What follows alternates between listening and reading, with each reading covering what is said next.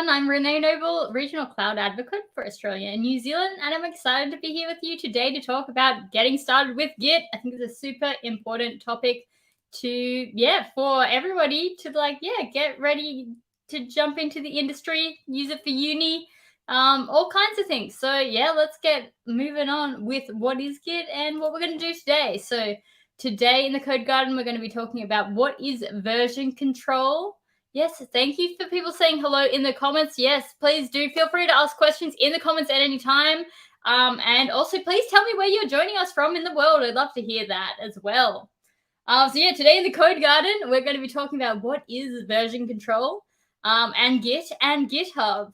And we're going to get ready on GitHub, like setting up a project. We're going to cover some key Git concepts because, there's a lot of stuff going on under the hood. So we're going to get started with the ones you need to get going, especially even if you're just working alone. These Git concepts are fantastic. Even if you're not using it as a team tool or something, really the essentials to get you started. And we're going to give those concepts a go to get us, give you the things you need to get started with a project. So I actually know my first kind of real use of Git was when I was doing my honors thesis. Was not actually in computer science, it was actually in chemical engineering, but I was doing a bunch of coding to do some environmental modeling for that, and just having a repo that I could commit my code to ensure it's backed up online, and how ensure I could go back in time if I needed to get something was really useful. So whether you're a professional developer or you just have a little pet project you're working on by yourself, this is going to be super useful for you. So today in the Code Garden, our gardening tools are Visual Studio Code with the GitHub extension and GitHub, which we'll just be using in the browser where it lives. But let's get started. I'm going to drop you a link. So our lovely producer, Sarah, is in the chat to drop you this link, which is, if you want to do some more practice after this session, you can go and do introduction to GitHub on Microsoft Learn. So it's just free, super easy, nice little way to get started. Thank you for everybody joining us in the chat who are excited for the GitHub session. Leanne, fabulous, and people joining from UK, Sydney, Piedmont, South America. That's super cool. Adelaide, and fantastic. So very excited to have you all here. So let's get on to what is it? What's it all about? So we've got 3 different concepts we're talking about here today: version control, Git, and GitHub, and they do kind of fall in this little inverted triangle pyramid shape thing. And we're going to talk about how they fit together and relate to each other. So let's start off with what these are. First up, we have version control. This is a concept using tech to make managing files and teams easier. So, you have a lot of information. Say you're working on a software project, you have a lot of files that are changing. Maybe lots of people are working on them together, but not necessarily sitting together and coding them, but maybe from other sides of the planet to build a product that needs to all come together. Sometimes you go, oh no, this actually broke the thing. I want to go back in time. So we need version control. That means we have a record of how we've built this code one piece at a time, who's put it together. So maybe you can ask for help from somebody else. If you're like, I don't understand this part, it says you wrote it. Can you please help me out? I'm writing a similar thing. So it's a way of tracking and keeping a record of each change that happened along the way.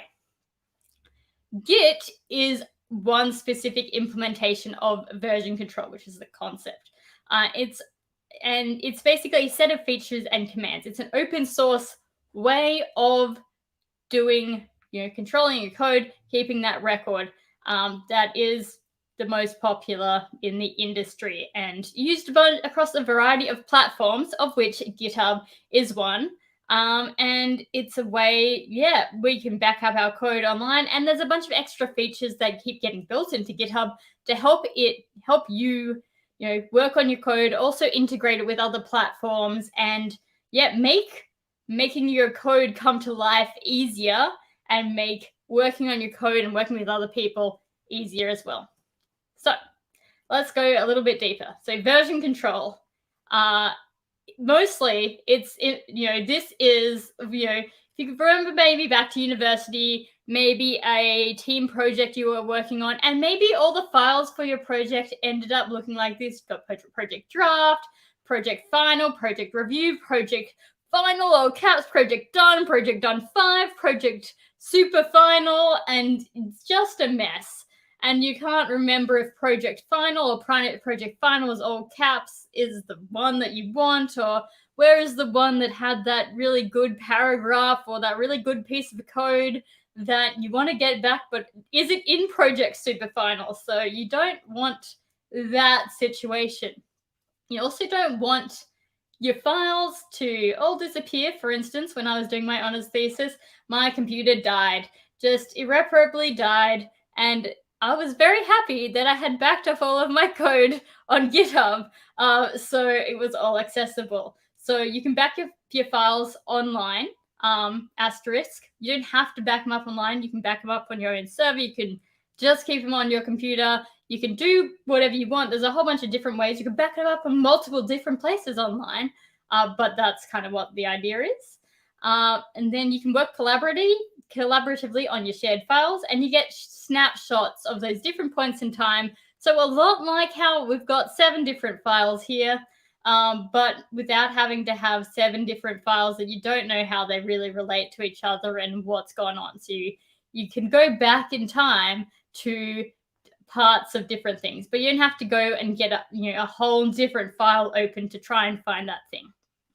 And also version control allows you to identify conflicting code. So if me and my colleague were both working on the same file, it could identify that we both actually changed the same part of the code, and we need to decide whose part we're actually going to keep for that section of the code. So that's our version control concept, but there's a lot of ways we could go about that. So we've got a bunch of different version control options. We've got Git, got things like SVN, CVS, Bazaar, and Mercurial. So you might have heard a couple of those names. You've probably, if you've only heard of one, it's probably Git, and that is our most popular one and what we're going to talk about today. So yeah, we're going to talk about why Git. Well, it's the most commonly used one, firstly. And when you're working in a team, you got to all be working on the same kind of thing. So it's the one that most people know, and it gives you a really great bunch of options for instance, making branches in your code. So if I was working on an idea and someone's like, oh, I've got a related project that I want to branch off that, I'm going to take your code, I'm going to add something, and then you can also bring those back together later. So it handles all those kinds of things for you. You can easily switch between branches. So maybe I'm working on this, but I actually want to work on my colleague's branch and help them along. So I can easily jump over to their bit of code. And there's, a lot of great ways to bring this code to life as well. So we've got integrations with a bunch of different platforms, like deploying a website. And you can deploy just specific branches, as we were just talking about. Maybe we want to deploy my colleague's idea, or maybe that one's not ready. We just want to deploy what I've been working on originally. And you've got lots of platform options like GitHub to store your code online easily. So how does Git actually work? We've got this picture here. And if you've seen something like this before, you'll probably know it's called a diff, or a difference, essentially. So we've got, red lines here are things that, I've removed. And then we've got green lines on this other side are things that have been added. So we've got our original code on the left, and we've got our new code, our updated code on the right. So red saying, hey, I've noticed you've taken these out. I'm going to note that, you removed line 29 and you removed all these bits and pieces. We've added these bits and pieces here in the green. And when, we're going to talk about commits and, essentially making a record of this shortly. But we're going to keep a record of what was taken out and what was added, and maybe any files that were deleted, any that were created. That's the essence of what it's doing. What's changed? I'm going to keep a note of that, and that we don't have to store an entire new copy of the file like we had up here, where we've actually stored the whole file 7 times here. we can actually just store these changes. Changed, line, 17, got rid of this, added this code on this line, saves a lot of space, and also means that later on, if I, for instance, wanted to take part of this, I could be like, actually, I only want to take lines 28 through 33. That's what we want to keep. I'm actually going to get rid of the rest of this stuff that's up here. Maybe I want to undo this whole thing completely except for the bottom part. So we've got some options on what's going on there. Question from Crypto, which I don't actually know the answer to. What is the difference between a diff and delta? I know like just delta, from mathematics, you got your triangle symbol is the difference. But if anybody knows, please do chuck it in the chat, because I haven't actually heard delta used in this context. So I'm super interested to find out. Okay, so what is GitHub? Let's move on to, we've got Git. Now we want to actually have a thing that allows us to do it easily and back it up all online. So we didn't have to set up another server in another room or another building where we can back up our files and run. You could run your own instance of Git, but that just sounds like a lot of effort, and you don't get all the cool features that you want to do to like easily deploy your things. So what is GitHub? Well, it's a platform that supports your Git projects. It connects to your local files. So I've got my files that I'm coding on my computer and backs them up online to what we call a repository. You can have multiple places that they're backed up, but super easy to just have, if you're just working on a, basic project, like a little toy project, or, even most, a lot of, startups and things, they just have one place that this is backed up online that is on GitHub, because GitHub's going to take care of all the, making sure things aren't going to go missing and that your files are there and they're safe. So you can have that all there ready, for you when you want to share it with somebody else, for instance. So that's why we have teams that can also be part of your project, share the files, and contribute to your code base. You have a bunch of tools to work with others. So that might be, you can see who added which commits, or you have things like peer review, where you get your teammates to look at your code before you integrate it with all of the code in your code base. You also have tools to look at your code. For instance, you have ways to integrate, testing that'll test your code to make sure that the tests you've written actually run before you try and push this out to the world online. And it also integrates with a bunch of other platforms. So whether you're deploying on Azure or another platform, or there's just so many different ways. Like we've got integrations with VS Code and lots of things to help you use Git and help get your code out to the world. So that's what GitHub is. So let's take a look around GitHub. So I've logged into GitHub already. You feel free to look me up. There's dozens upon dozens of Code Garden repos on here. You have your different organizations that you're part of. And yeah, so let's start by just creating a new repository. So thank you, Jack, in the comments. He says it's not really a difference between delta and a diff in terminology. Cool. So let's get started. We're going to start by creating a new repository. We can do that here, or we can do this up in the top right-hand corner. We create a new repository, or, import one. We've got a few more options up there, but easiest way to go, create a new repo. So I'm going to say, I don't have a template that I want to use. I'm just creating a fresh one. I'm going to put it in the me organization, my own one. And I'm going to say, this is the, Git demo repo. I can give it a description saying show off Git.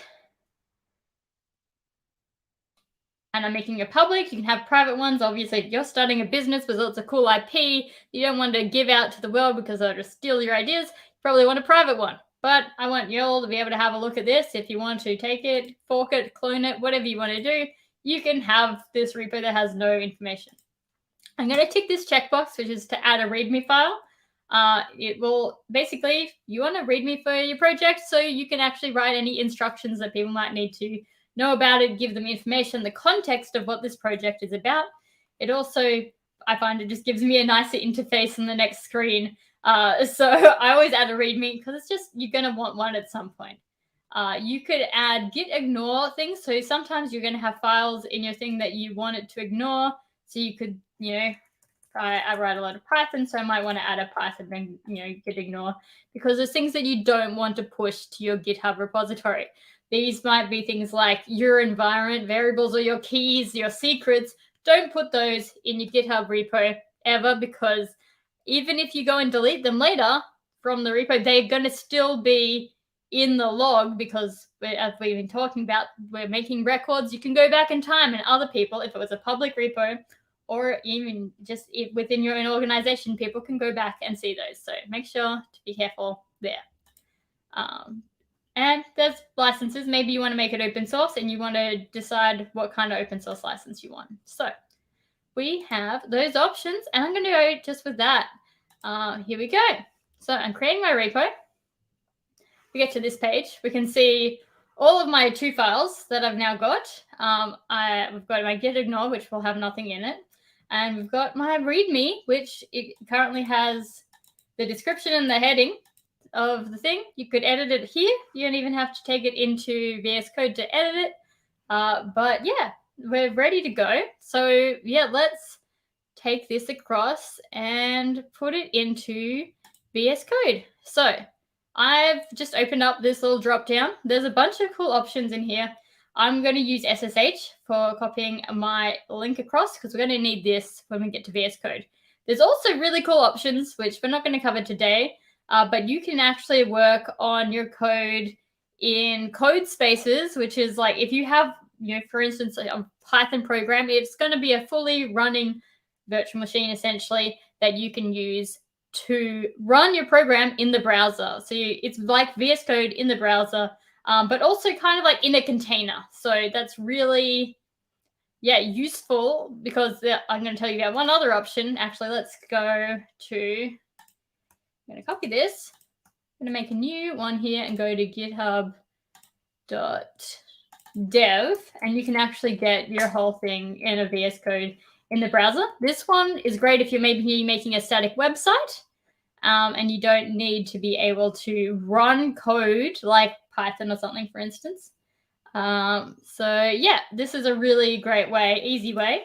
CodeSpaces is a new tool, and it will give you like the full package of like wanting to be able to run your whole site and in a containerized version. So that's super cool, and maybe I'll do a stream on that one soon.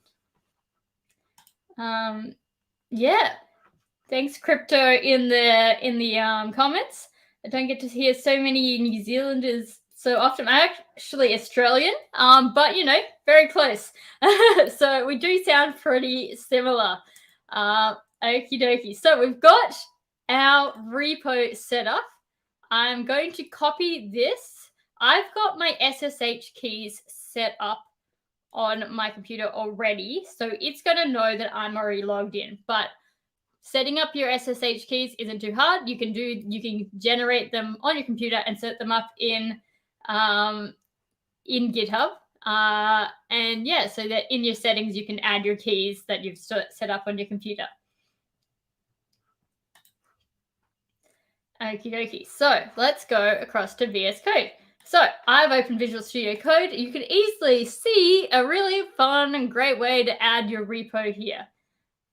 So let's click on clone git repo. So clone is give me a copy of it. So, okay, so yeah, I put it in there. I'm going to click there and clone from GitHub, and then I'm going to decide a place to put it in my ever-growing pile of Git repos in my Microsoft folder. I do want to open my CodeSpaces. Question from Harry, is there any cost to CodeSpaces?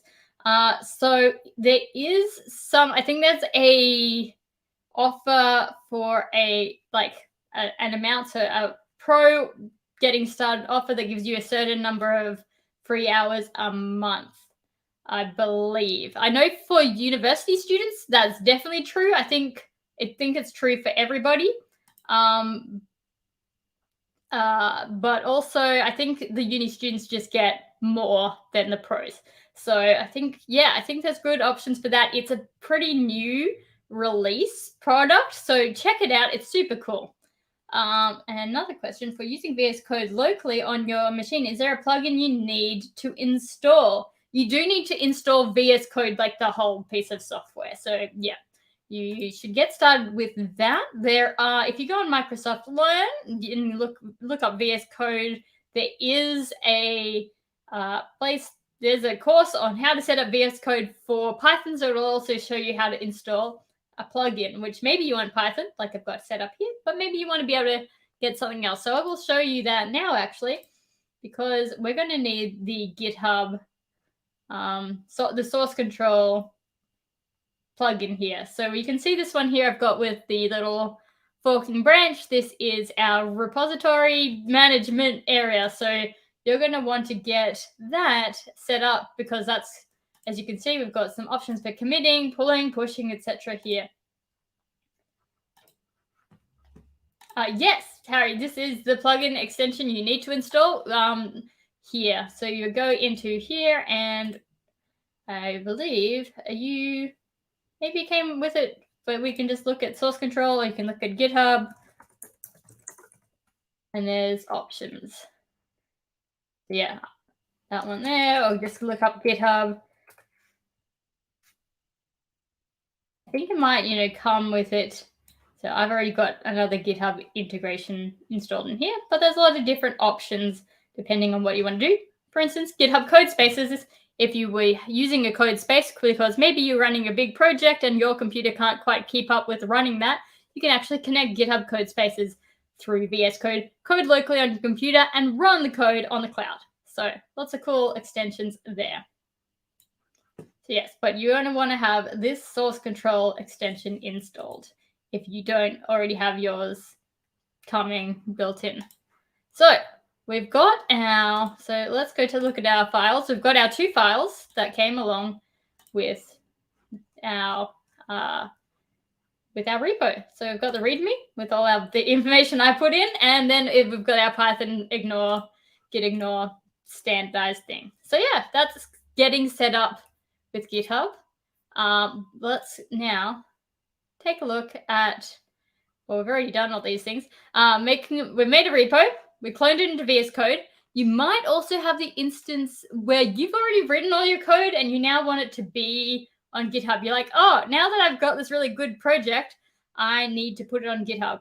So you can go and you can either use the extension to do all this, or you can, if you're old school and you want to go in the terminal, you can just put that piece of code into your terminal. So I would make sure I've changed directory into wherever I've stored my code, and then I would go git init, and that would initialize a repository for you. And yeah, that will hook you up to Git and give it the name of your existing project file here. So that is how we get set up, but then how do we actually use it? So we're going to talk about the Git core concepts of add, commit, and push. But we're going to start off with a little analogy that I like to use, because it can be a bit confusing because we're always used to saving files on our computer. This is kind of like super saving, and you get to you save messages when you save specific parts of your code. So this is how I like to think about it. So we're going to go on a shopping trip. We're going to browse the shop. We're going to go to the register. We're going to buy the stuff, and then maybe we're going to post it on Instagram. So we'll see what that all actually means as we go through it. So step 1, we need to go shopping, and we need to find all the things that we want to put in our trolley. So this is equivalent to us writing our code. What do we want to write today? And yeah, we're keeping track of all that. So we're using VS Code to write the code, and Git, we've got Git on the side. Let's actually jump across to the code and say, let's make a new file. And we're going to call it test.py. And I'm just going to print hello. So if I went into here, we can now see that there's a change that is, I've added a file and I've added this text. So it's keeping track of everything that goes on. And that's kind of what our shopping trolley is there for. What have we done that we want to maybe probably keep in the future? So here's all the stuff we've been working on. You can, put things in, put things back out. Maybe, if we had a book, we don't want the book actually, maybe not right now. Maybe, it's a mistake. We don't actually like that author. We're going to put it back on the shelf. Just like you normally do when you're creating any document, you can save, etc. whenever you like. It's just like creating stuff. Putting something in trolley, it's kind of like saving and you just get rid of it, and that's, the state of your trolley now. And that's just your normal creating a file, coding something. Do make sure you save before you try and go on to the next step, because we need to make sure, the trolley knows what's in it. So once we've decided what we want, we go to the register. This is like adding something. So when we are getting ready to commit to our purchase, we need to add things. So we're adding them by putting them on the conveyor belt here, saying, yes, I do want to purchase this thing right now. You don't have to buy all your items at once. So we had 4 items in our trolley. You don't have to get them all right now. Maybe for some reason you want to have them on 2 separate receipts. So I know, when I have a business on the side, if I'm going to the shops, maybe I need to buy some pens and paper for my business, but I also want to buy an apple. I want them on separate receipts. So this is the same kind of instance as that. You might put first your shoes and your t-shirt through on one receipt, essentially, and keep the rest in our trolley for later. Maybe we're going to put that through in a second, or maybe we're going to keep shopping and add some more stuff to that trolley to put it in a second transaction. So that's our git add step. Like putting all the files, or all the, not necessarily even the whole files, but parts of the files. We're saying, oh yeah, we want, test.py, we want lines 1 to 12 and lines 57 to 200, to go in and get purchased. Essentially, we're adding those changes, so those parts of the diff to the conveyor belt. So now we've got all the stuff we want on the conveyor belt. We're ready to commit to the purchase. We're going to say, yes, we do want to buy that. It's easy to say, oh, I've actually put something on there that I don't want. And, just like you might at the shops, like, oh, actually, I don't want to buy the shoes now. And they will take it off and, void that part of the transaction. That's still easy to do at this point. You said, I've added these things. Oh, actually, no, maybe not the pink shoes. So once we're happy, let's say we're happy with our t-shirt and our shoes, it's time to do the purchase. So creating the purchase is like you create a receipt. So it says we've got a t-shirt and we've got the shoes. It tells you how much they were. And you can therefore also undo that transaction if you need to. You've got a receipt, you could return the items to the shop. So we've created that log essentially of what's happened, our git commit. So you can do that with the extension, which I'll show you in a bit, or you can do it with this line of code if you want to do it old school on the command line, saying git commit, here's my message, buying a shirt and shoes. Maybe it's adding this piece of functionality to the product. So that is by committing to the code. So far, that's all us. We've been to the shops. Nobody knows about it. We've, bought a bunch of things. But now, the next part of our analogy is we're going to post a picture to Instagram. So you want the rest of the world to know about your shopping trip. Take a picture, post it on social media. But maybe actually you want to wait until you finish your shopping trip and put it all in one post. So maybe you've got a couple more shops you're going to go to buy some stuff. Get a couple more receipts, couple more items, and then we're going to take a picture of those and push them all up to the world at once so they know about your fabulous new outfit. So this is the part where it gets a little bit harder to go back, potentially. So you can still return things after you post it, but it could be a bit awkward if people all talk about your new outfit and you've just returned it, or your friend buys a matching outfit and you've just got rid of your copy of that. So we need to think about, okay, well, we're pushing this out to the world, and this is the equivalent of our Git push. So we're not working on our code alone. This is, maybe like when I was doing my honors thesis, it was just me and I could push whenever I want. I didn't have to wait for me to have like many commits that made the whole part of the feature I was trying to deliver. I just pushed it up all the time because it was backed up.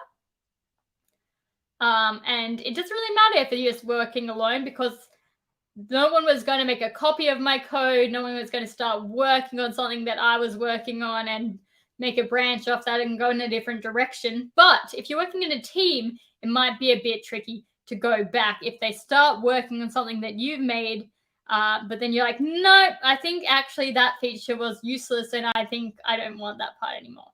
So that's our shopping analogy, which hopefully makes it a little clearer how we can code, add, commit, and push that code to GitHub, and how it helps us, make little changes that we can record as individual transactions essentially, and then push those all up together, so people can see that if we're working as part of the team. So let's go and give it that a go. So we've already got my fabulous piece of code here. So we can see that we've got our tracking. So we can see the diff here when we click on it, but we've got our code. We've done that. We can go in and I can say, okay, maybe let's make another file for fun. 2 files here. This one is test2.txt. Okay, I'll just write hi in that one. So we want to save the changes. You can see something's not saved if you've got this dot in the top here. So we go back here. I'm just going to commit just test.py. I'm going to stage the change, which is putting it on the conveyor belt. That's adding. We could also, in here, we could go git add. Not actually in the right. No, I am in the right directory. Get test.py. And that would add it. So let's put it up there. I could also click this plus button and minus them, just like taking it off the conveyor belt. But let's say I'm going to buy, I'm going to commit to test.py being part of my history. So if I need to go back because I'm like, what was that really great code I wrote? I got deleted in one of the later changes. It was print hello. So we're just going to say, I'm going to call my commit, give them useful names. So you can then look back easily and say, oh, yes, I added that feature. I added that, screen, that display, etc. Hello message is what I'm going to call this one. I'm going to commit to that one now. So I've committed that. And now I need to do one more thing, which is to push it. So I click on the triple dots here to push.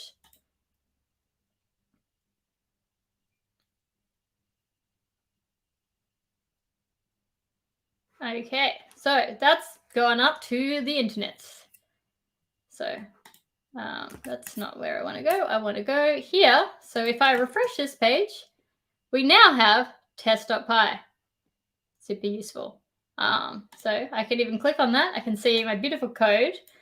And yeah, it's ready to go out to other people. So other people who also are working on this could then pull the code and they'd be able to get my beautiful code that I've written there. For demonstration purposes, I'm just going to make some edits in here and show you how the pulling actually works. So I'm going to just add some extra text here, and then I'm going to update the README. I'm just going to commit it directly to the main branch because I don't have any more branches, and maybe in a month or so we'll do another session where we'll talk about branching more. So we've got our updated README, but if we go back to my code, we don't have the updated README here. So if we want to stay up to date with what everyone else is doing in our team, we need to also go back to our source control, and then we need to pull what we've been doing. So pull all the code, showing off pulling, and now it's appeared. So that is, the basics of how you can code by yourself, essentially. Create, a repo, add some code, commit the code, push the code to the web, and if you are working with other people, you can pull down the code. I'm just going to stop now for any questions that we might have, or any further examples that you are keen for. We're not going to go into too much of the details today, like about teamwork or some of the trickier stuff. There's a lot of stuff about in Git to learn, but these are your essentials for getting started if you haven't given it a go before. Let's hang out for another minute for any questions.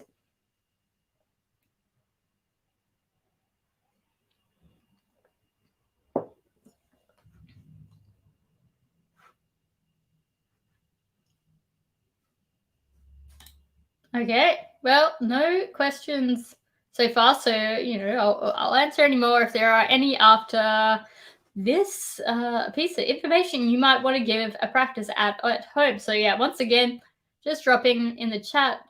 Whoops, that's exited the Prezo for some reason. Okay, we've got our Microsoft Learn module, Introduction to GitHub. You can give all these things a go yourself, and then you can learn a little bit more with a little bit of practice. Question from Crypto. So commit goes to local git db, then push remote db. Exactly, that's right. So commit is just like you can actually, let's go and see in here. I think it's a little bit bigger. So I've just listed all the files in this directory. We've seen the two that I created, the two test files. We've got the README there, git ignore, and you've got your git directory in here. So we can actually go into .git.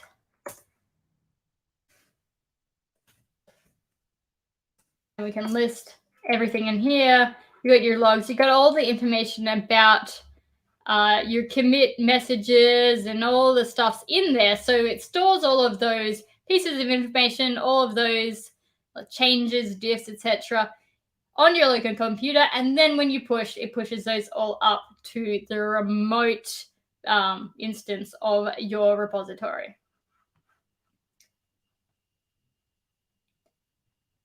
So question from Lee Yan.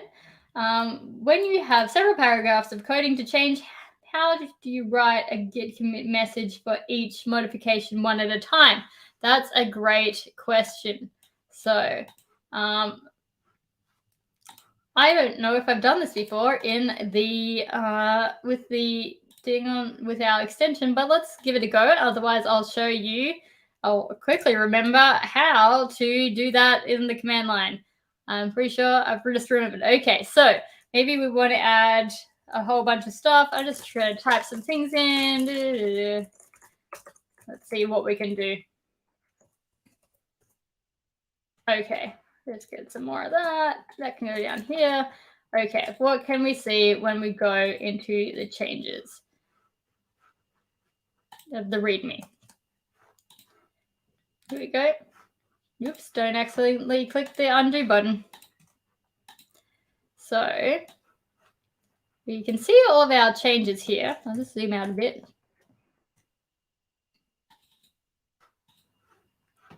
And I'm not seeing exactly where we can get our specifics because we see so many pluses, but I'm like, I do want to break it down. Maybe if I...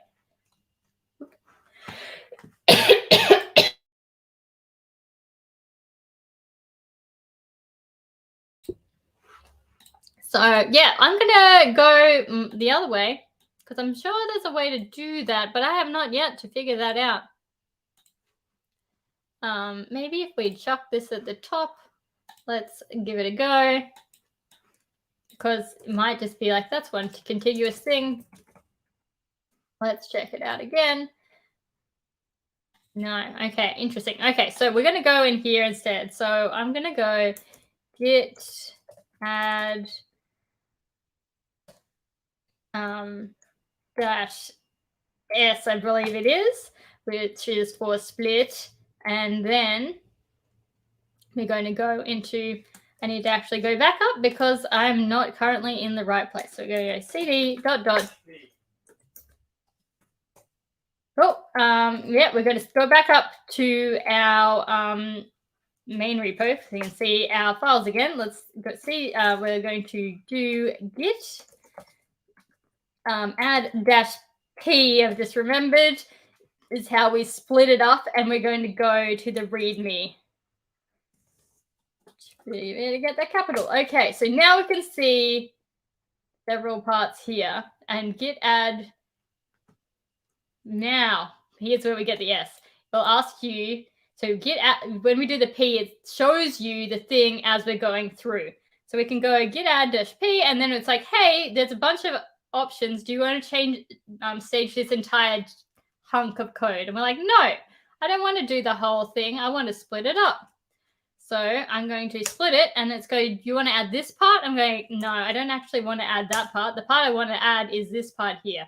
And then go Y for yes, and then we can now go and we can see that we've got some of our changes have been staged.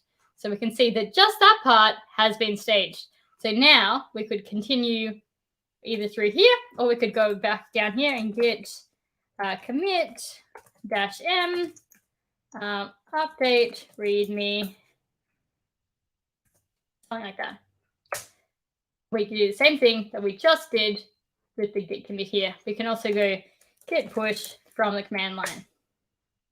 That will send it up to the world. So now we can see our beautiful readme is even better than it was before. Okay, cool. So any other questions before we wrap up? I will jump back to our thing. So yes, give this a go. Super great way to get some practice in. I think the thing with Git is it can seem scary. And if you, it's mostly about getting in there, giving it a practice. There's not too much that you can mess up.